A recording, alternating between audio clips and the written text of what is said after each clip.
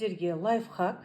Егерде уыздың ұзақ сақталғанын қаласаңыз, ол үшін осындай көлемде кесіп алып, оны тоңазытқышқа қойып, кептіріп алыңыз. Уыз тоңазытқыштың ішінде 3-4 күннің ішінде кеуіп дайын болады. Ара-тұра аударып отыруды ұмытпаймыз.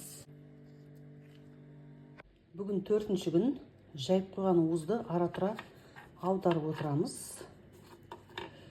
Және айта кетейін, егерде бөлме температурасында кептіретін болсақ, бұл уызда қышқылдық пайда болады.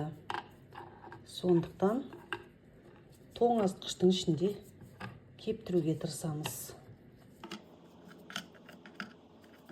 Уыз кеуіп дайын болды.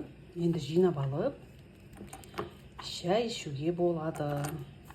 Бұл уыздың дәмі дүкенде сататын пармезан сырынан 1000 есе артық. Сондықтан сиырларыңыз бұзаулайын деп тұрса, шамалы уыз жасап, татымды етіп тұзын салып, осындай шайға арналған уыз жасап алыңыздар. Кептірілген уызға дәмдеуіштер қосамын. Ол үшін шыны саламыз, розмарин, кептірілген базилик, бір қатар кептірілген қызанақ,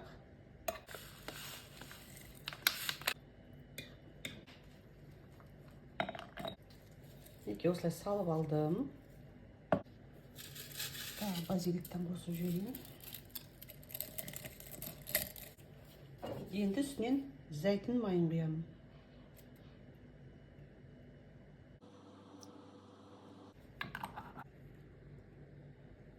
Қараңыздар, қандай керемет.